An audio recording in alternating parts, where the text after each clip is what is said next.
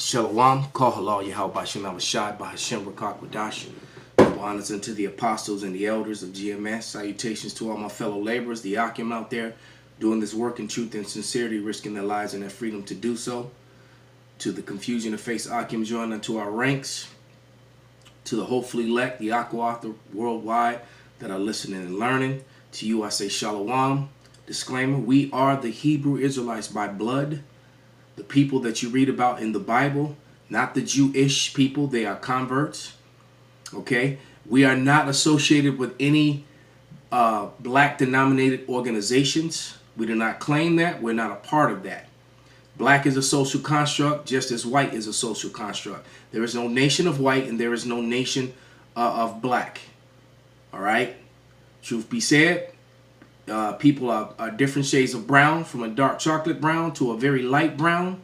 All right? And then people are different shades of red. All right? From a pale red to a palish pink. Flesh-colored people. All right?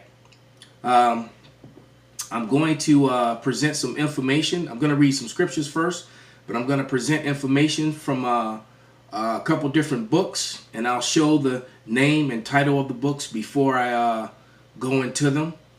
And it's all based upon this video that's on the screen, this Israel Hayom. And he's got a couple Gadites on there, although I do believe that one of them is a tear. I think the man is a tear. But that's neither here or there. What's important is the information that they bring out. And basically, they're telling you what we always tell you on the highways and byways. That the Native Americans, the so-called Latinos of the Americas, are indeed the lost tribes of Israel, the 10 lost tribes. Okay? And these imposter converts, these Israelis, are trying to make a claim as if they're their people, and they are not. As a matter of fact, if you search heavy enough, it was some of their scientists and doctors who talked about the whole Negroid, Caucasoid, and Mongoloid thing, and tried to write them off as being Mongoloid, which were all pseudoscience and made-up concepts. Total lies. All right? The Johann Blumenbach had a lot to do with that, with those false classes of people. But now, all of a sudden, they want to claim that these are their people. And that's because we're bringing it out, and it's the truth. Because the truth be said, the so-called natives of the Americas, the so-called Hispanics of the Americas, go back to the people of Israel. All right? And it's all about through your father, not your mother. And I do believe that the Gadite on here claiming Cherokee, I do believe that that's through the spirit that he's a tear. Okay? But, you know, I could be wrong, but his spirit just didn't seem right with me. His spirit seemed more aligned with the imposter Jewish guy hosting the show. So without any further ado, let's get some biblical evidence first in the scriptures. All right, this is the book of Kings, 2 Kings, the 17th chapter. I'm going to read like verse 1 through 6 quickly. And it reads, In the 12th year of Ahaz, the king of Judah, began Hoshea, the king of Elah, to reign in Samaria over Israel. So this heathen was reigning over Israel, this king. All right. And he did that which was evil in the sight of Yahweh, but nothing as kings of Israel that were before him. Against him came up Salakiah, not Ahaz, but Salmanassar is who I'm talking about, who's the heathen. All right. And it says, and he did evil. All right. And then so to verse 3. And against him came up Shalmaneser, the king of Assyria. And Hoshea became his servant and gave him presents. All right. So we had to serve this Shalmaneser, this heathen. All right. And the king of Assyria found conspiracy in Hoshea. All right. For he had sent messengers, so the king of Egypt brought no present to the king of Assyria, as he had done the year by year. Therefore the king of Assyria shut him up and bound him in prison. And the king of Assyria came up throughout all the land and went up to Samaria and besieged it 3 years. And in the 9th year of Hoshea, the king of Assyria took Samaria and carried away Israel away into Assyria and placed them in Halah in the harbor by the river of Gozan, in the cities of the Medes. Hence the reason why Yahweh Shai told the disciples, go not into the cities of Samaria, because Israel was not there anymore. You had all these heathens, all these people that were calling. You had all them Hamites, all those heathens that had been placed in that city and were keeping Israelite customs. You also have to remember you had the remnant of the Edomites who were forcibly converted to Judaism or follow the ways of the Bible by John Hyrcanus of the Maccabees. Okay, so you had these Hamites, and that's where you get the Ethiopian Jews. You had these Hamites, and you had these Edomites, these Jewish converts, and all these mixtures of people in the land of Israel. Hence the reason wearing yarmulkes and things like that when Israelites didn't wear their head covered. All right, so you had all these people who were back then, like for example, the woman at the well. That's why the Lord, told her that neither in this mountain nor any other mountain, that you know not what you worship, that you won't worship the Lord, because she couldn't worship the Lord because she was a heathen. So you had heathens in the land of Samaria, all right, and it tells you, which I'm going to read in the Apocrypha, that those same said people were taken to the Americas, all right, and the Israelites knew the way to the Americas because of Hiram. Hiram was a Hamite servant of Solomon. So they had taken many trips to the Americas, all right? And it talks about it, in the book of Kings. If you go back to the 5th chapter, the 10th chapter, you start reading about Hiram and his works for Solomon, man. So let me read 1 Kings 10 and 22. It says, for the king had set at sea a navy of Tarshish. Okay? It said he had set at sea the navy of Tarshish with the navy of Hiram. Once in 3 years came the navy to Tarshish, bringing gold, silver, ivory, and apes and peacocks. All right? When you go look that word up, peacock is talking about turkeys. And turkeys are indigenous only to the Americas. You wouldn't find turkeys in any other part of the world. They were indigenous to the Americas. All right? So we know because of biblical fact that they were coming here to the Americas. Okay? So without any further ado, let's examine some of the information which is brought out, and then we'll let some of this video play. But this is Christopher Columbus and the participation of the Jews in the Spanish and Portuguese discoveries by Mayer K. Serling. Okay? This book was originally printed in Hebrew and in a bunch of other languages, and they reprinted it in 2002 into English. All right? But this was originally printed in the early 1800s. Okay, or the mid 1800s is when this was printed. Okay, and Mayer K. Serling lived from 1829 to 1905. Okay, so let's go straight to page 95 in this book. It says, Indians and Israelites. To what race did these aboriginals belong? Several writers have asserted that they have displayed much learning attempting to prove that aboriginals were descendants of Jews. All right, and then it talks about Rodman. All right, the Spanish clergy Rodman, his arguments were derived from unpublished manuscript which he discovered in the library of San Pablo, Brazil. Montezimos, who possessed manuscripts of Luis Lopez, learned of the Bishop of Quito and was convinced that the Peruvians were of Jewish origins. And in the book by Ronald Sanders, which now costs you, I think, about 10 grand now. I paid 30 bucks for this book almost 10 years ago. This is called Lost Tribes and Promised Lands by Ronald Sanders. They want $10,000 for this book now because of the information that's in it. All right? And when you look, and it turns out that Ronald Sanders, when he wrote this book, he set out to disprove that the natives were Israelites, and then once examining the information, he realized that they were indeed of the lost tribes of the house of Israel. Okay? So we're going to read a little bit from that later too. But back at page 96 in in Christopher Columbus and the participation of the Jews in the Spanish and Portuguese discoveries. All right, it says the view of Rodman and Gregorio Garcia, the Aboriginals of America, were descendants of the Jews and were maintained with many arguments in one and same year in 1650. Now these were so-called white men, scholars, clergymen, telling you that these people were the people of the Lord. All right, which is why there's going to be such a heavy toll to pay for Esau, Edom, because of what they did to them. All right, the enslavement of them, the genocide of them, and then the pushing them off their own land. In a lot of cases, making them slaves on their own lands. All right.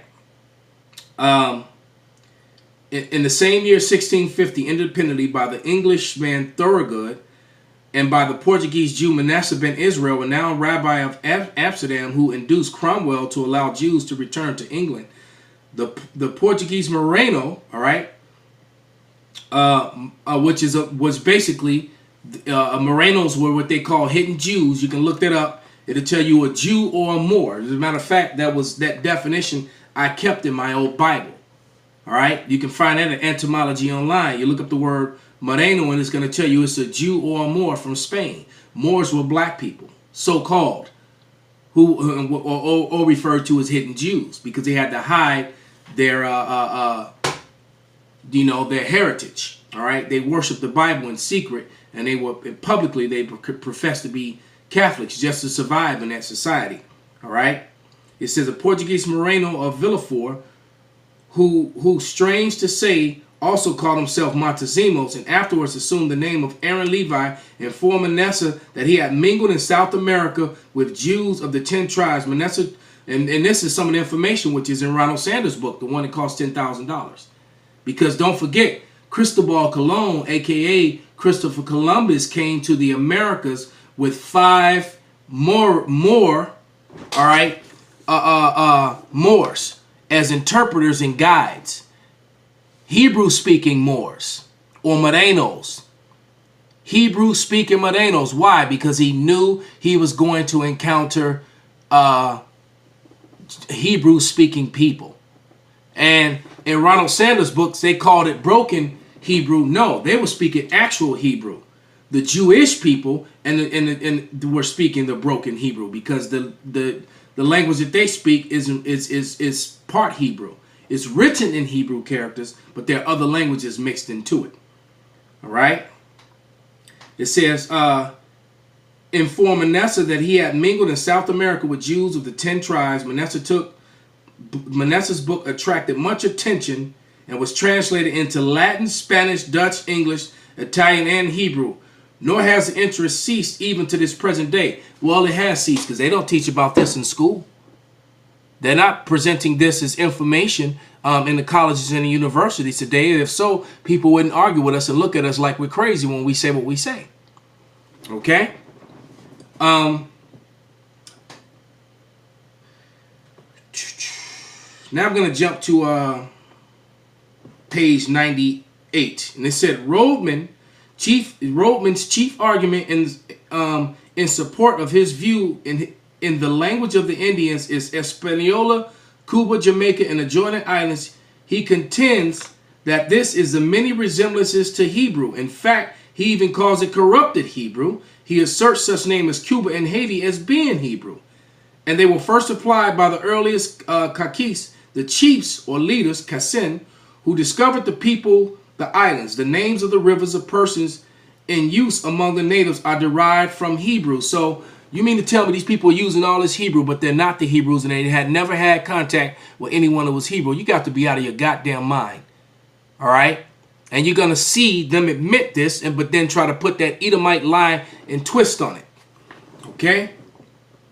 The name of Axi for pepper. The name of the storehouse, Amaz, for grain. And like all point to the Hebrew language. Their rites, ceremonies, as well as their languages form one of the main arguments in favor of the theory of descent. Circumcision prevailed among the... So these people on this side of the world circumcising their children, man. Why? Man, Okay. It says they refrained from touching dead and from tasting blood. They had definite fast days. Marriage with sister-in-laws were permitted if they were childless widows. Wives were discarded for new helpmates. That's the Hebrew Israelite custom, man. They also sacrificed first fruits on high mountains and under shady trees. They had temples and carried a holy ark before them in time of war. They were also, like the 10 tribes, inclined to idol worship. That's the main way, you know, man. Northern Kingdom, man, so-called Hispanics, do not want to let go of them false images of Mary and Cesare and all that voodoo and Santeria and all that other bull crap. All right? The question whether American Indians are descendants of Jews, whether they are offspring of the lost tribes, have often been answered in affirmative, in both affirmative and negative, but it is not yet definitely settled. It is settled, man. How you going to have a mountain of evidence like that and then say, well, it can't be? Hey, look, that old saying, if it talks like a duck and it walks like a duck, there you go. All right? Now let's play some of this video. Let them condemn themselves. Today on Israel Hayom Insider, people lived in the Americas for around 17,000 years before Columbus arrived in 1492. But evidence suggests that there were earlier contacts with... Now, he didn't tell you that Columbus was a convert Jew named Cristobal Colon. And I have the books and the evidence of the records of his son's lawsuit, Diego Colon, to prove it. The Vikings, perhaps the Chinese, and maybe even... And perhaps the Chinese and the Vikings. All right, they just fabricate stuff, and I can't I can't really speak on that or when, if they did or if they didn't. It doesn't really change anything because I don't know enough about it. I haven't researched that history. But one thing's for sure, that Solomon's Navy knew the way over here, and this is where the 10 lost tribes came to, hands down. The ancient Hebrews. In this episode of Israel Hayom Insider, we look at the surprising and still evolving relationship between Native Americans and the Jewish people. With me in the studio, Chief Joseph Riverwind. Now it's funny, they want to build these imposter Jewish people want to build a relationship with the natives, but not with Judah, the Negroes who are the true Jews of the Bible, the so-called American Negro. All right, that hate and that disdain for Judah, man, is without bounds. The acting principal chief, and Laralyn Riverwind, the tribal spokesperson of the Northern Arawak Taino Tribal Nation. Good How are you today? Good. Good. Thank you for having us here. I want you to start in. Tell me a little bit about your background. You've got a really interesting background, combining Jewish and Native American traditions. Absolutely. Remember, Jewish means to be like. The suffix ish means to be like or pertaining to. So by definition, their very name is telling you that they're not the Jews. They're being like the Jews, which is only one tribe. All right? You have 11 other tribes. Okay, how about in English? Okay. That's a traditional way of beginning a conversation.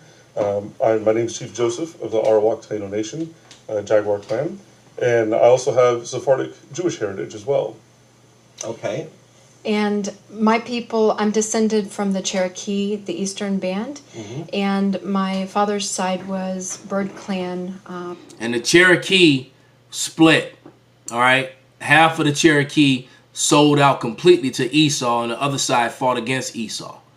In case you didn't know that. You had Cherokee that fought with the South during the Civil War, and Cherokee that fought with the North during the Civil War. All right? The nation has split, and they were one of the biggest tribes. They're all Gadites. All right? The Reubenites are the tribes which I hail from through my father's side.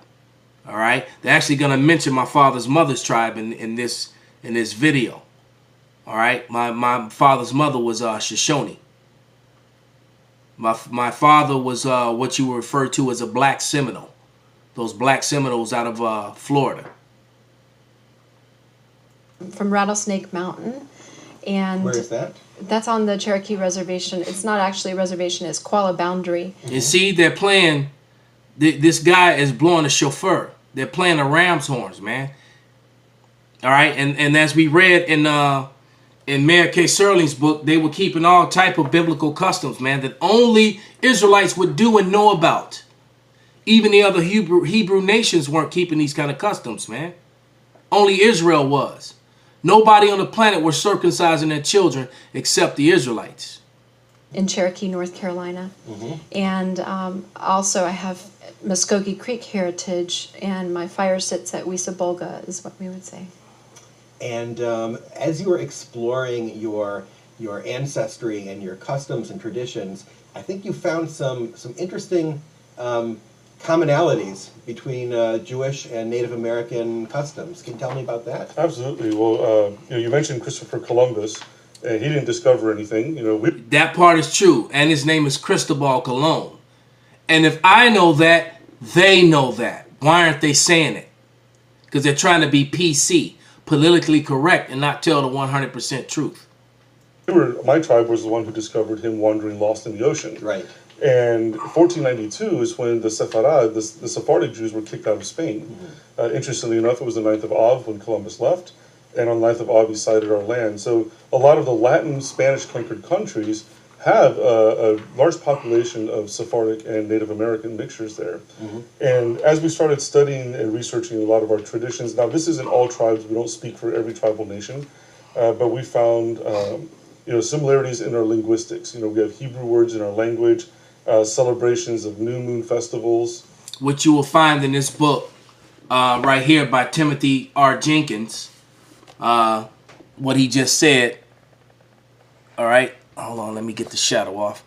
Timothy R. Jenkins, The 10 Tribes of Israel, History of the North American Indians, showing that they are the descendants of these 10 tribes, which is spoken of in the book of Ezra.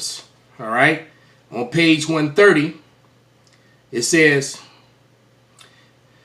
Indians will not cohabit with the women while they are out at war.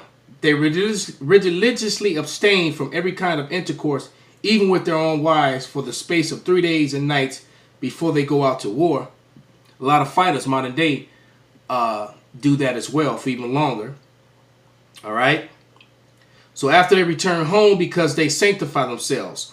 So Joshua commanded these Israelites the night before they marched to sanctify themselves, by washing their clothes, avoiding all impurities, avoiding all marital intercourses. Right.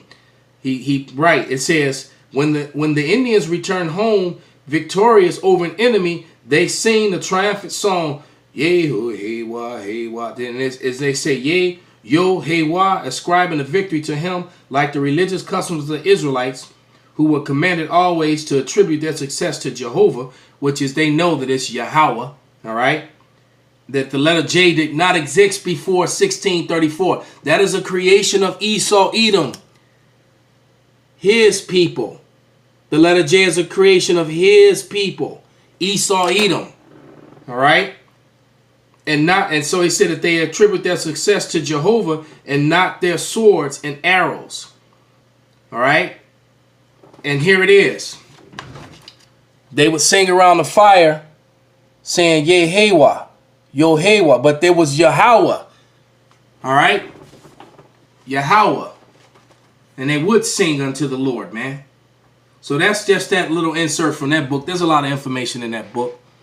A very wicked man gave me that book some years ago before the demons jumped on him. He was a righteous man back then. That was Mac 10 gave me that book of the Good Samaritans before he lost his damn mind. My people have many things in common as far as the traditions and sacred things concerning, for example, there was a celebration of new moon. There was a 7th day of rest. Are you kidding me? Swine. There were cities of refuge. They were celebrating the new moon and the 7th day of rest during the year. How would they know that, and why would they do that? Because it was passed down through oral tradition, man.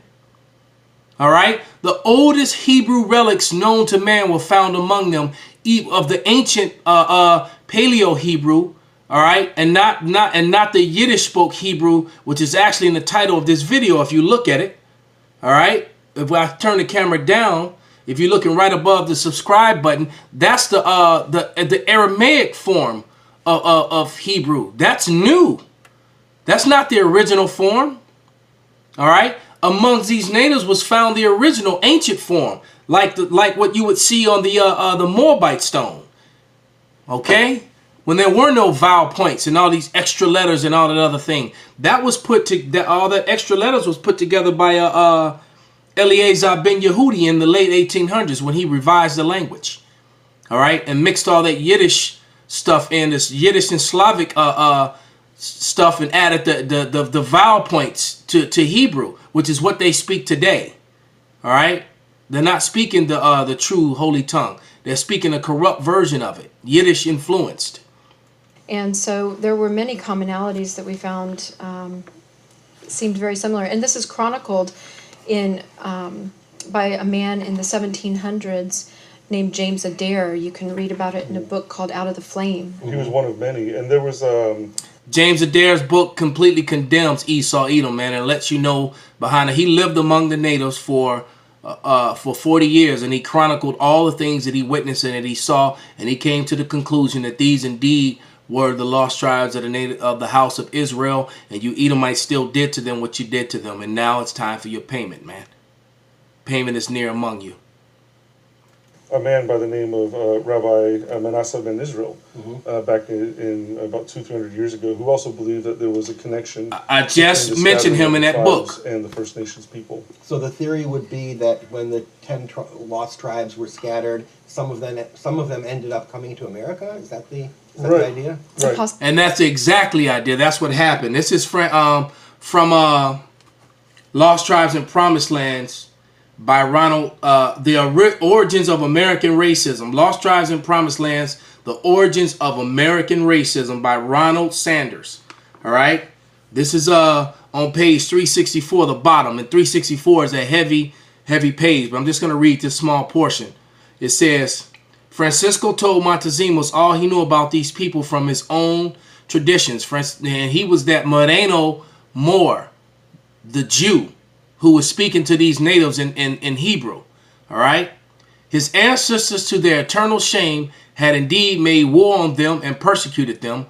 Only sorcerers of his tribe had perceived that they were a special people. All right? And he used the word sorcerer, and that wasn't a good word. That's just what he was trying to explain. And he had given warning that they should be left alone, that the Israelites should be left alone. The God of these people, of these children of Israel, is the true God, and that he said, and everything inscribed on their tablets, which is the Bible, the book, at the end of days, they will be lords over all nations of the earth. And that is exactly what's going to happen, man.